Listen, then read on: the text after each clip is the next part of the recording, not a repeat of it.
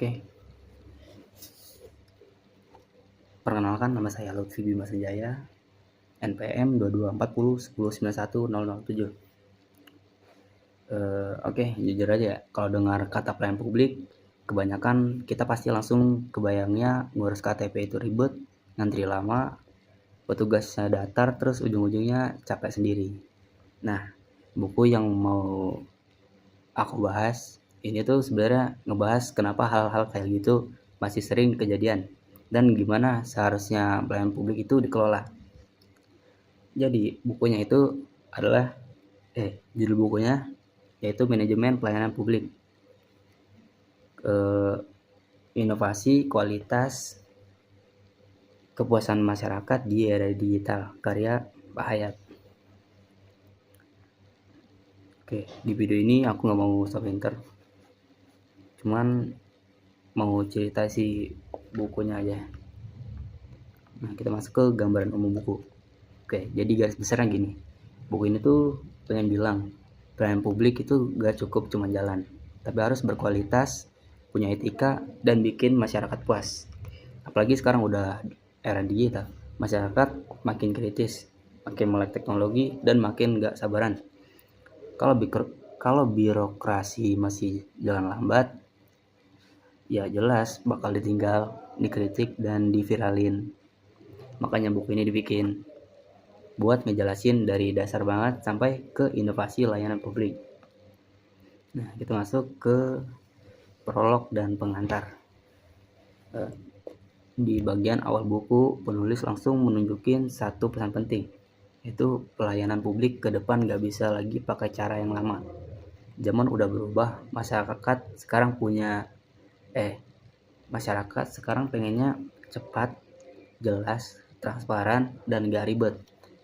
Kalau pemerintahnya masih kaku, ya bakal ketinggalan. Makanya dari awal buku ini udah ngeset mindset pelayanan publik itu harus transformatif, bukan cuma administratif. Lanjut ke ruang lingkup manajemen publik. Masuk ke pembahasan inti. Di sini dijelasin dulu hal basic. Apa sih manajemen itu? Apa sih pelayanan publik itu? Nah, intinya gini.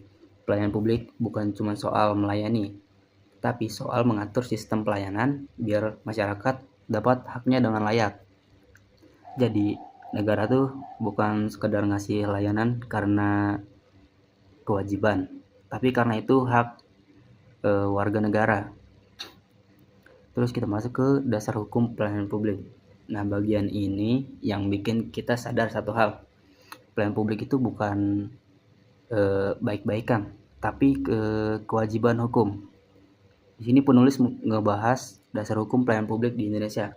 Artinya, kalau pelayanan publik jelek, itu bukan cuma masalah etika, tapi juga masalah hukum. Jadi, pemerintah itu gak bisa seenaknya. Lanjut ke prinsip dan kualitas pelayanan publik. Nah, di bagian ini udah mulai kerasa isi dagingnya. Jadi, pelayanan publik itu punya prinsip. Yang pertama adil, terus transparan, dan bisa dipertanggungjawabkan. Nah, terus penulis ngebahas pergeseran cara pandang.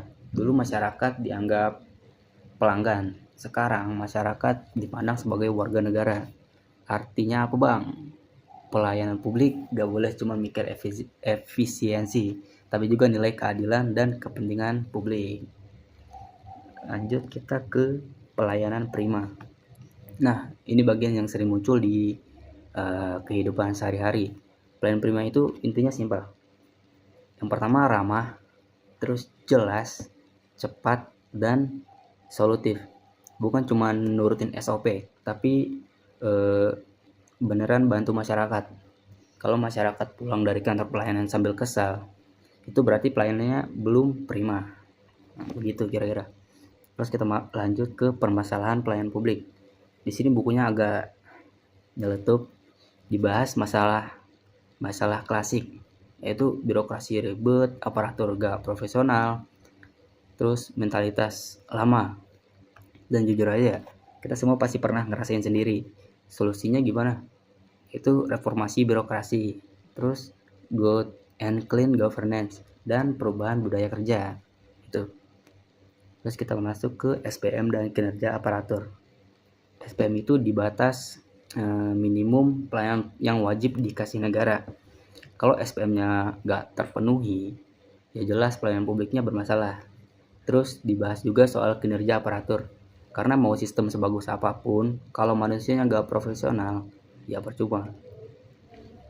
Nah, selanjutnya kita masuk ke etika, transparansi, dan partisipasi. Nah, di bagian ini pesannya cukup tegas. Pelayanan publik tanpa etika itu bahaya. Makanya perlu kode etik, transparansi, dan partisipasi masyarakat. Jadi pelayanan publik yang ideal itu bukan yang nutup-nutupin, tapi yang bisa diawasin dan dikritik. Gitu. Selanjutnya kita masuk ke inovasi pelayanan publik. Nah, ini bagian paling wah lah. Inovasi itu gak selalu soal aplikasi atau website, tapi soal cara baru melayani masyarakat dengan lebih baik. Bisa inovasi nasional, bisa juga inovasi daerah. Yang penting pelayanan makin gampang, bukan makin ribet. Nah, sini kita akan bahas kelebihan dan kekurangan buku. Kelebihan buku ini yaitu sistematis atau runtut, terus lengkap, dan cocok buat mahasiswa. Nah, kekurangannya agak berat kalau dibaca orang awam. Terus studi kasus lapangan masih kurang banyak, tapi buat buku ajar nih oke banget. Nah, kita masuk ke kesimpulannya. Kesimpulannya simpel. Pelayanan publik ke depan itu harus manusiawi, beretika, dan berani berubah. Dan buku ini ngebantu kita buat paham ke arah sana. Oke, mungkin segitu aja dari aku. Semoga bermanfaat. Assalamualaikum warahmatullahi wabarakatuh.